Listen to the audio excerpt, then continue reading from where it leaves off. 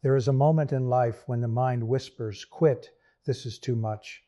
But what if that whisper is not a truth, but a signal that you are overwhelmed, not defeated, a signal that you are confused, not incapable, a signal that what you need is not quitting, but clarity, because most people don't fail from lack of strength.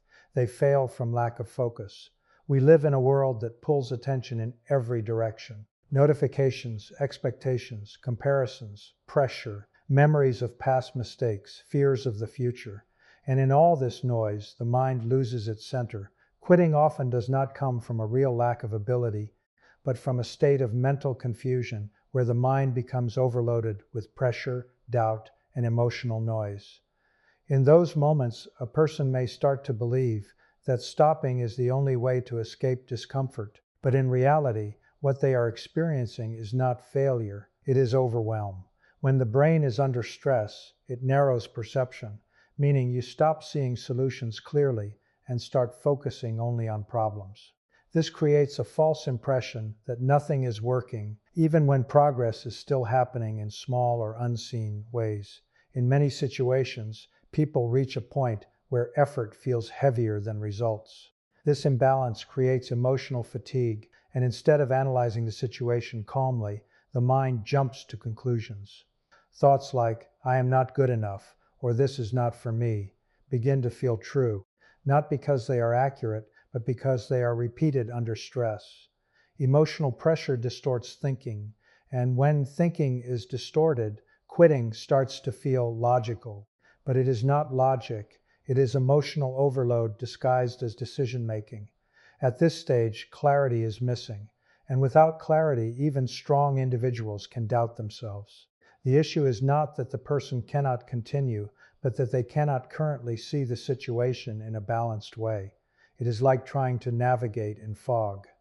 The path is still there, but visibility is reduced. Many people mistake this temporary fog for a permanent dead end.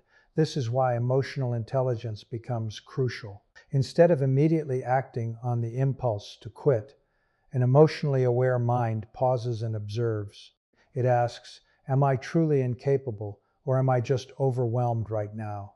That single question can separate truth from emotional distortion.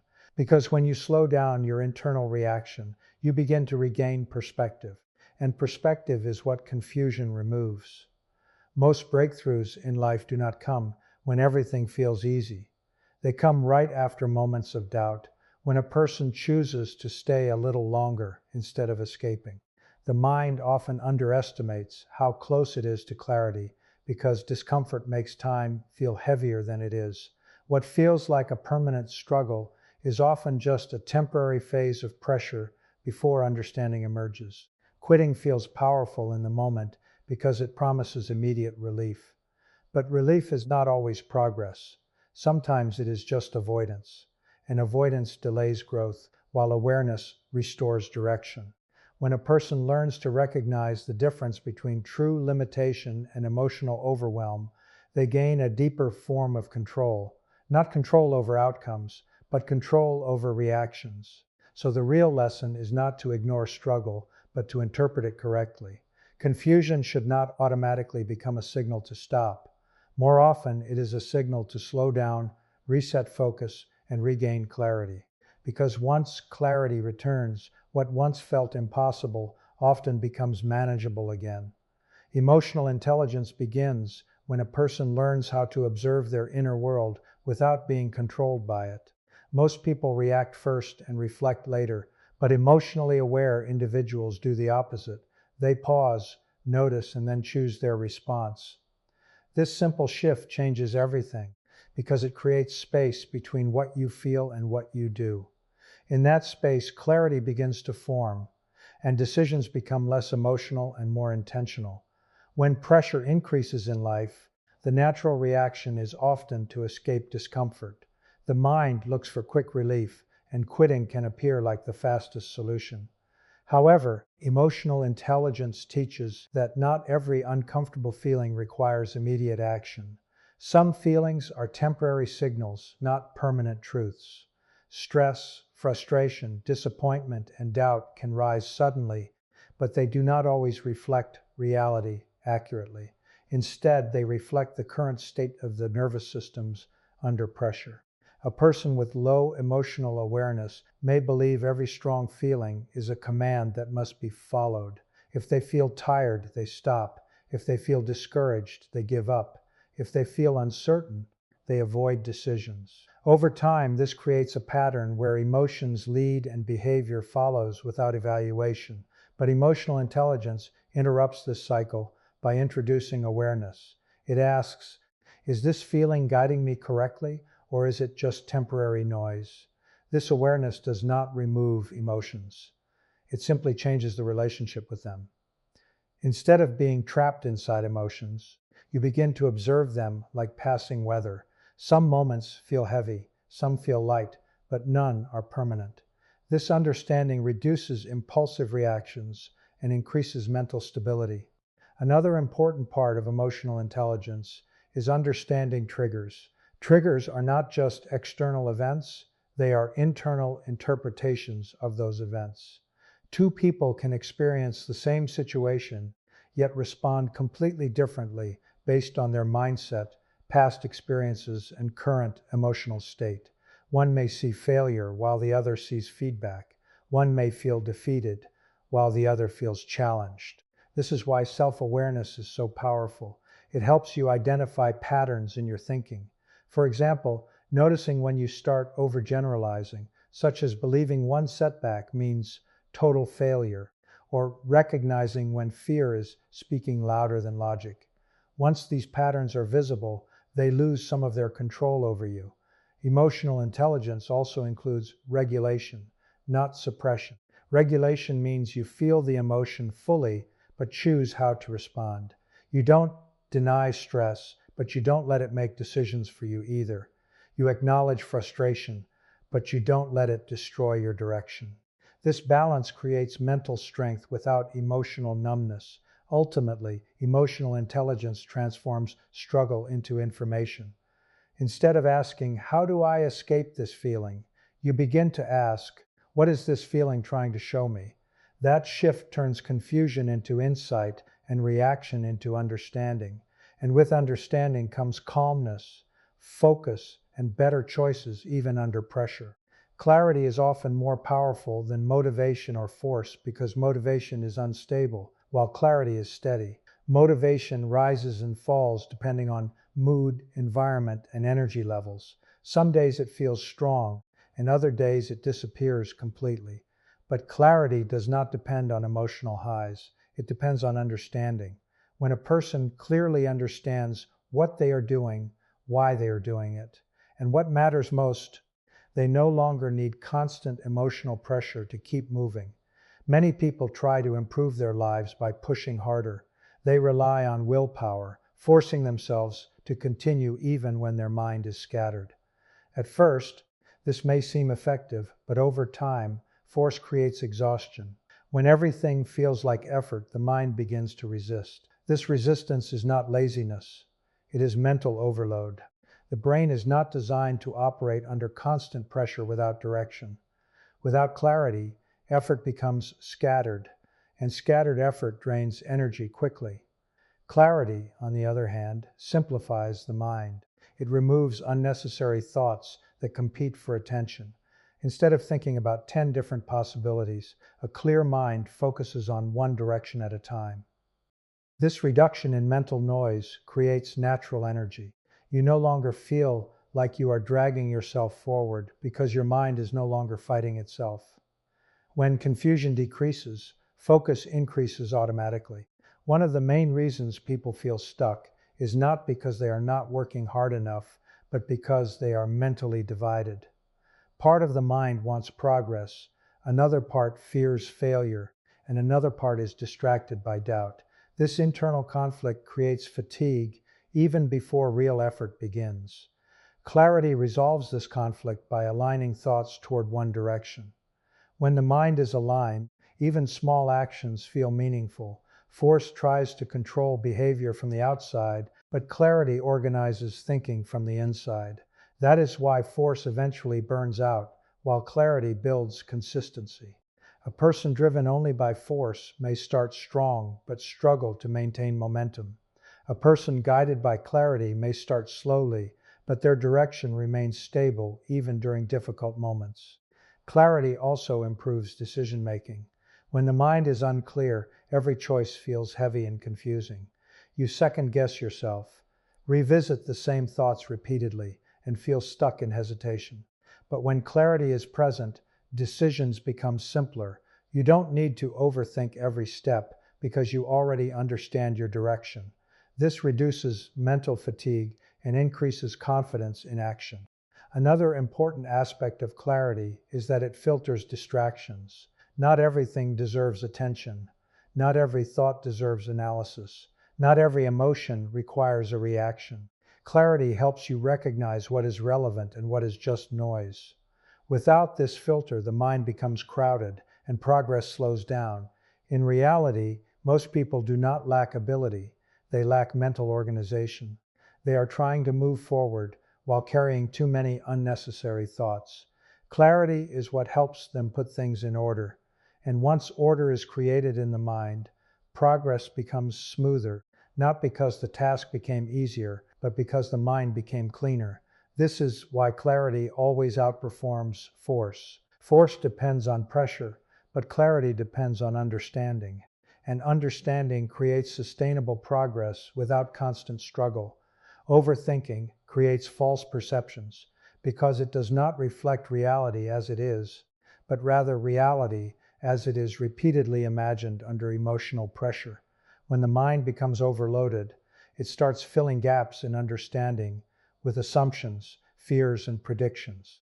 These mental projections often feel real, but they are not based on actual facts. Instead, they are based on anxiety, past experiences, and incomplete information. This is how the mind slowly builds illusions that seem convincing in the moment. When a person overthinks, they tend to replay situations repeatedly in their head.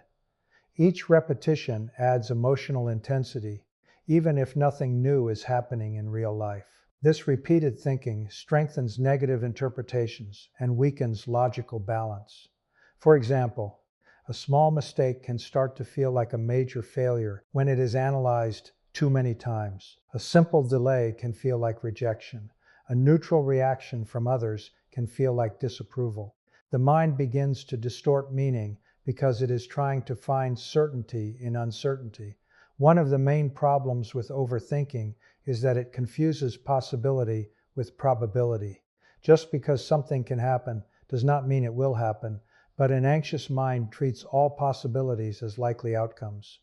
This creates unnecessary stress and emotional exhaustion. The person starts reacting not to what is happening, but to what might happen. In this state, the present moment is lost, and attention is pulled into imagined futures or interpreted past events. Overthinking also reduces problem-solving ability. Instead of making decisions, the mind gets stuck analyzing too many options. Each option feels uncertain, and each uncertainty creates more hesitation. This leads to mental paralysis, where thinking replaces action. But without action, clarity cannot develop. Real understanding comes from engaging with reality, not endlessly analyzing it from a distance. Another effect of overthinking is emotional amplification. A small concern grows larger simply because it is revisited repeatedly. The more attention a thought receives, the stronger it becomes, regardless of its accuracy. This is why overthinking often feels like a loop that is difficult to escape. The mind believes it is solving a problem, but in reality, it is reinforcing the problem. False perceptions created by overthinking also affect self-image. A person may start believing they are failing, not good enough, or falling behind even without solid evidence. These beliefs are not formed from objective assessment, but from internal repetition of negative thoughts. Over time, these thoughts feel familiar, and familiarity can be mistaken for truth. Breaking this cycle requires awareness. The first step is recognizing that not every thought deserves full attention. Thoughts are mental events, not facts. Just because something is thought does not make it real. Emotional intelligence helps create distance between thinking and believing. Instead of automatically accepting every conclusion the mind produces, a person learns to question it. When awareness increases, overthinking loses its power. The mind becomes less reactive and more observant. Instead of getting lost in mental loops, attention returns to what is actually happening. And when attention returns to reality, false perceptions begin to fade. What once felt overwhelming often becomes much simpler when seen clearly without excessive mental interference. Returning to focus builds inner strength because focus is not a one-time achievement, but a continuous process of coming back to what truly matters. The mind naturally drifts due to distractions, emotions, and external pressures. This is normal. What defines mental strength is not the absence of distraction, but the ability to recognize it and gently return to clarity again and again. Each return strengthens awareness, discipline, and emotional stability. When a person loses focus, it is easy to assume that something is wrong or that progress is lost. But in reality, drifting is part of how the mind works. Thoughts move constantly, and attention shifts from one idea to another. The problem is not drifting itself, but staying lost in it. Emotional intelligence helps a person notice when they have become mentally scattered without judgment. Instead of criticizing themselves, they simply observe and redirect attention. Every time focus is restored, the mind becomes slightly stronger. This is similar to training a muscle. Repetition builds capacity. At first, returning to focus may feel difficult because distractions are strong and awareness is still developing. But over time, the process becomes smoother. The gap between distraction and awareness becomes smaller. This means the person catches themselves earlier and returns faster, which is a sign of growing mental control. Returning to focus also reduces emotional instability. When the mind stays scattered for too long, emotions become unpredictable. Small issues feel larger, and simple tasks feel overwhelming. But when focus is restored, the mind becomes more organized.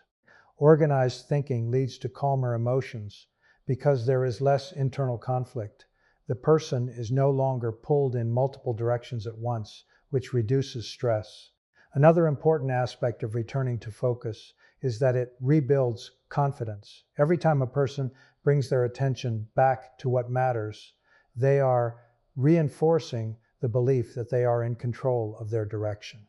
Even if progress is slow, the act of returning creates a sense of reliability within oneself. This internal reliability is more powerful than external validation because it is stable and self-generated. Focus also determines the quality of effort. When attention is scattered, effort is divided, and results become inconsistent. But when focus is present, even small actions become meaningful because they are aligned with intention. This alignment reduces wasted energy and increases effectiveness. It is not about doing more, but about doing what matters with full attention. Inner strength is not built in moments of perfection, but in moments of return. Every time the mind drifts and comes back, resilience is formed. This repeated cycle teaches patience, awareness, and discipline. Over time, the mind becomes less reactive and more centered. External chaos still exists, but internal stability grows stronger. Ultimately, returning to focus is a form of self-mastery. It is the practice of choosing direction over distraction, awareness over autopilot, and clarity over confusion.